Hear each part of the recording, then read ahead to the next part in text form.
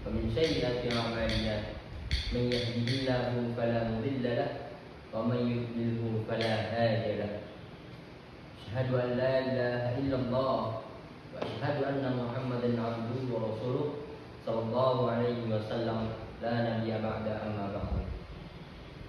أولا يجب أن نشكر الله تعالى الذي قد أعطانا نعما كثيرة حتى نستطيع أن نجتمع في هذا المصلى المبارك. ثم صلاة وسلاما إلى نبينا وحبيبنا وشفيعنا نبينا محمد صلى الله عليه وسلم الذي قد عمل الناس من الظلمات إلى النور وكذا على صراط مستقيم.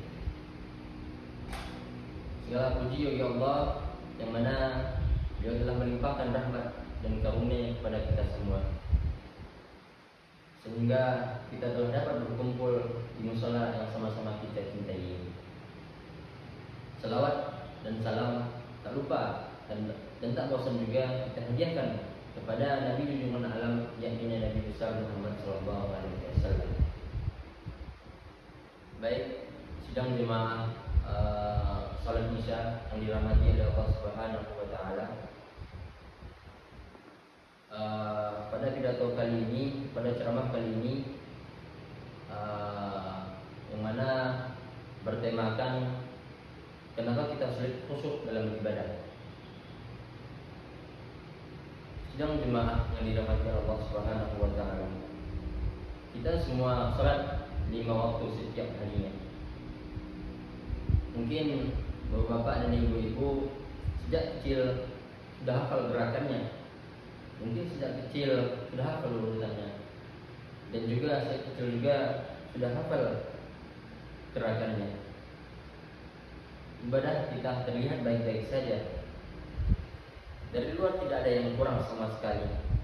Namun ada satu hal yang diam kita rasakan, tapi jarang kita akui. Kenapa kita selesai sholat, hati kita selalu tidak terasa tenang? Mengapa selesai salam, beban pikiran masih sama saja beratnya?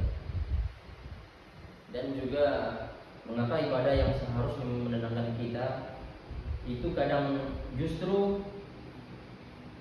seperti kewajiban yang ingin cepat kita selesaikan. Kita ketika sholat menghadap kiblat, tetapi pikiran kita kemana-mana. Lisan kita membaca ayat demi ayat, tetapi pikiran kita masih saja memikirkan pikiran yang lain. Tubuh kita berada di sejadah, tapi terasa sibuk di tempat yang lain. Bahkan mungkin ibu-ibu dan bapak pernah ragu ketika sholat.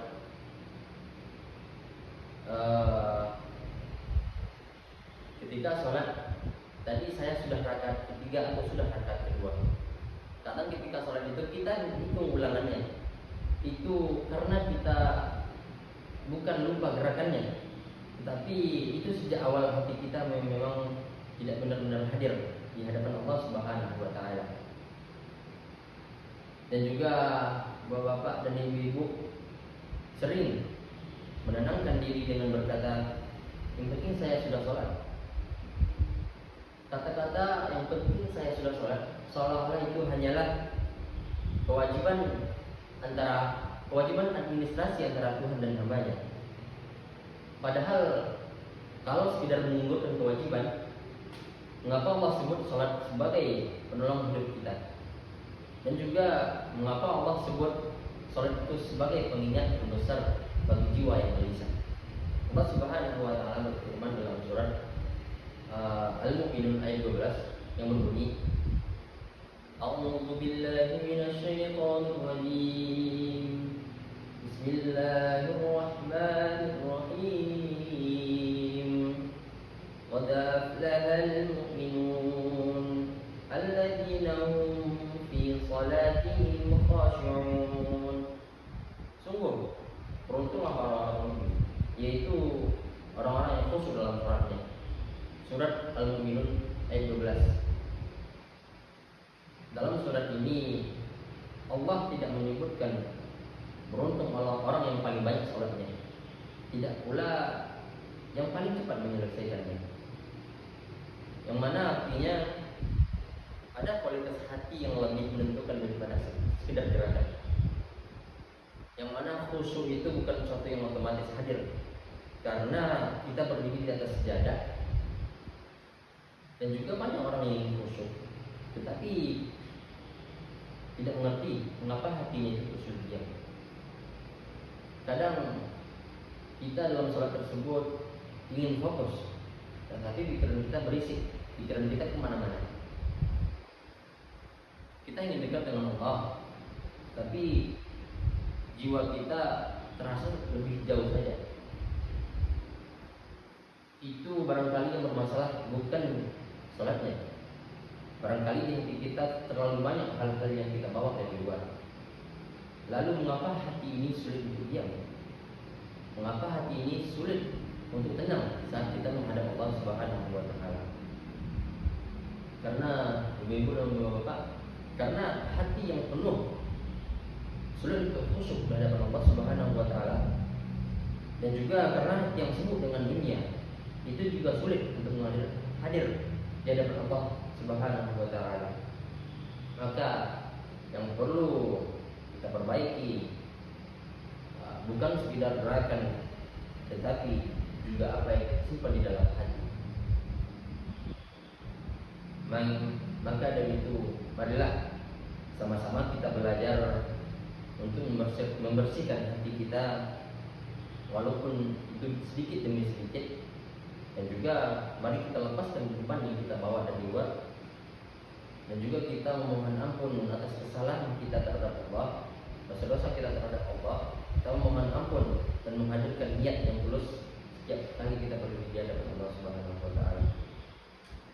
Dan juga mari kita datang ke Allah, mari kita datang kepada Allah bukan hanya sekedar tubuh, tapi dengan hati yang sadar dan rindu. Karena sejatinya sholat bukan sekedar kewajiban yang ingin kita tunaikan, tetapi pertemuan yang kita nantikan. Maka mari kita sama-sama menjaga hati kita, supaya setiap sujud benar-benar menjadi tempat pulang yang sama-sama kita nantikan. Mungkin hanya itu ceramah atau tausiah pada kesempatan kali ini. Jikalau ada perkataan dan perbuatan saya yang salah dari awal sampai akhir, saya minta maaf. Akhir kata, assalamualaikum warahmatullahi